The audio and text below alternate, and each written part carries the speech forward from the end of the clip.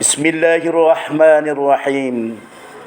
Alhamdulillahil latifir raufil mannan, al-ghaniyil qawiyis sultan, al-halimil karimir rahimir rahman, al-muhitil ilmanim bima yakunu wa ma kan, yu'izzu wa yudillu wa yufkiru wa yughni kulla yawmin huwa fi shan. Ahmaduhu ala sifatil kalimatil hisan wa ashkuruhu ala ni'amihi wa bisyukri yazidul ata'a wal imtinan. Ashhadu an la ilaha illallah wahdahu la syarika lahul malikud dayyan wa ashhadu anna muhammadan abduhu wa rasuluhul mab'usu ilal insi wal jan. Allahumma salli wa sallim ala sayyidil anam wa ala alihi wa ashabihi wa tabi'ina lahum bi ihsani ma tawallaitil azlam wa sallaman tasliman. Amma ba'du, faya ibadallah ittaqullaha haqqa tuqatihi wa la tamutunna illa wa antum muslimun. A'udzu billahi minasyaitonir rajim. Wa ma arsalnaka illa rahmatan lil alamin. Shadaqallahul azim. Hadirin sidang Jumat yang dimuliakan Allah Subhanahu wa taala. Pertama sekali marilah kita bersyukur kehadirat Allah Subhanahu wa taala yang telah banyak memberikan berjuta kenikmatan kepada kita sekalian. Nikmat sehat, nikmat iman, nikmat Islam, sehingga kita masih diberikan waktu untuk bisa melaksanakan sholat Jumat di masjid yang mulia ini. Salawat berserta salam semoga tetap dicurahkan kepada junjungan alam Habibana wa Nabiyana Muhammad sallallahu alaihi wasallam yang telah membimbing kita dari alam gelap gulita menuju dunia yang terang dan jelas, yaitu ad-dinul Islam. Semoga kita selalu mencintainya dan membaca solawat kepadanya, sehingga kita diakui sebagai umatnya yang mendapatkan syafaatul udma di yaumil akhir. Amin ya Allah ya rabbal alamin. Hadirin sidang Jumat yang dimuliakan Allah Subhanahu wa taala. Selaku khatib, kami mengajak kepada hadirin sekalian, khusus diri pribadi, umumnya kepada hadirin sidang Jumat rahimakumullah. Marilah kita berusaha meningkatkan keimanan dan ketakwaan kita kepada Allah Subhanahu wa taala dengan sebenar-benarnya takwa. Takwa yang mengandung arti imtisalu awamirillah wajtinabun nawahi, melaksanakan segala apa yang telah diperintahkan oleh Allah Subhanahu wa taala dan juga menjauhi segala apa yang telah dilarangnya. Hadirin sidang Jumat yang dimuliakan Allah Subhanahu wa taala.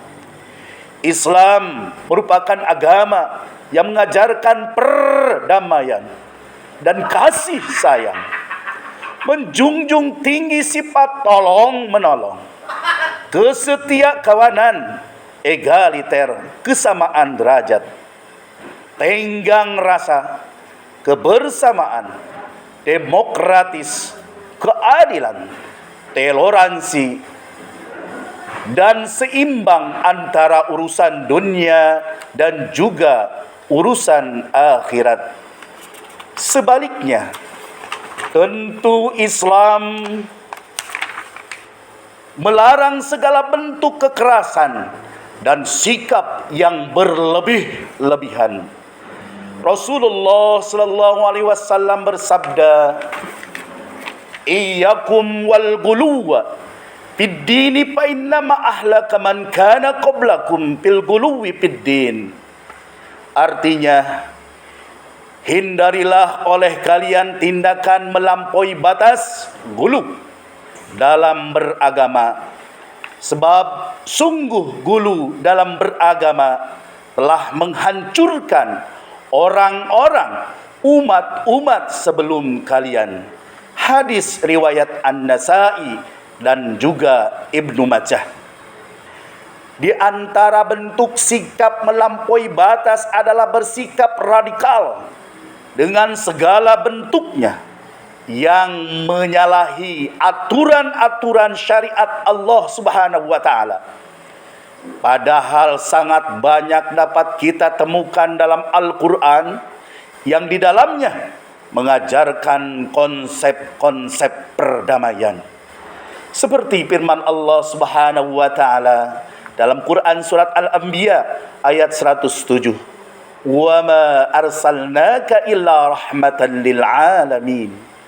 Artinya, dan tidaklah kami mengutus kamu wahai Muhammad melainkan menjadi rahmat bagi semesta alam. Islam merupakan agama yang universal. Ajarannya mengedepankan kasih sayang, kebaikan kepada seluruh alam semesta. Nabi telah bersabda, Ar-Rahimun yarhamuhumur Rahman, irhamu ahlal ardi yarhamukum man fis sama. Orang-orang yang berbuat kasih sayang akan disayang oleh Ar-Rahman yang Maha Penyayang. Maka sayangilah siapa saja yang ada di muka bumi ini, niscaya engkau akan disayang oleh yang ada di atas langit. Hadis riwayat Ahmad dan Abu Daud. Allah Subhanahu wa taala mengisyaratkan bahwa siapa saja yang ingin mendapatkan rahmat-Nya, hendaklah ia berkasih sayang kepada manusia. Sangat kontradiktif dengan paham-paham kelompok radikal saat ini. Dikisahkan dalam hadis Rasulullah sallallahu alaihi wasallam bersabda, "Dakhalatil imra'atun nara fi hirratin rabatha falam tuti'imha walam tada'ha ta'kulu min hasyashil ardh." Masuk neraka seorang wanita gara-gara seekor kucing yang ia ikat tanpa diberi makan atau dilepaskan agar dia mencari mangsa di luar. Hadis riwayat Bukhari. Membunuh seekor kucing saja masuk neraka, apalagi membunuh manusia yang tak bersalah, apalagi membunuh sesama orang Islam yang tak bersalah. Perhatikan firman Allah berikut ini, wa may yaqtul mu'minan muta'ammidan fajazaohu jahannam khalidan fiha wa ghadiballahu alaihi wa la'anahu wa addalahu azaban azima. Dan barang siapa yang membunuh seorang mukmin dengan sengaja, maka balasannya ialah neraka jahanam.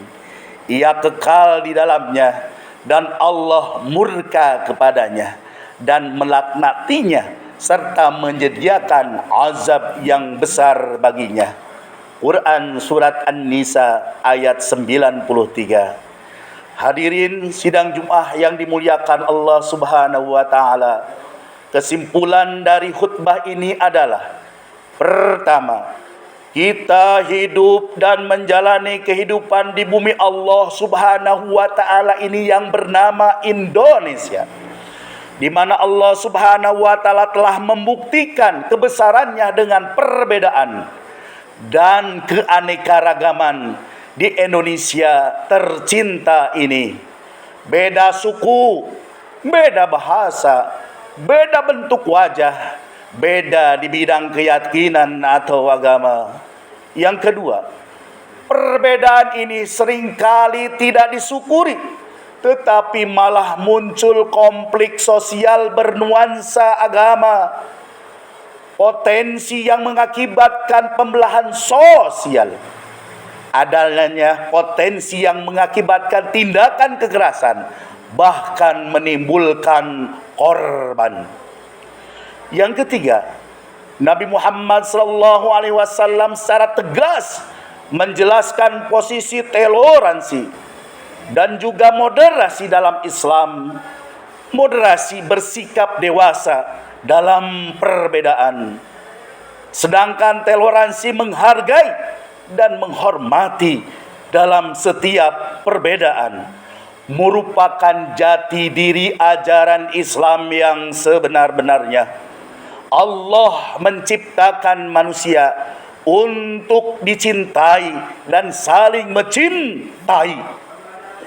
Kita mencintai makhluk berarti kita menghargai dan mencintai ciptaan Allah Subhanahu wa taala. Yang keempat, Islam adalah agama yang rahmatan lil alamin, pembawa rahmat bagi seluruh alam, pembawa kasih sayang kepada semua orang. Sudah pasti Islam menjaga dan melestarikan perdamaian dimanapun ia berada. Maka dari itu, konsep moderasi dan toleransi sudah pasti merupakan salah satu ajaran agama yang telah Allah berikan, Allah turunkan kepada Rasul kita, Nabi Muhammad sallallahu alaihi wasallam. Demikian khutbah ini, mudah-mudahan ada manfaatnya dan mudah-mudahan kita diberikan kekuatan untuk saling cinta mencintai. Wallahul muwafiq ila aqwamit thariq. Assalamualaikum warahmatullahi wabarakatuh.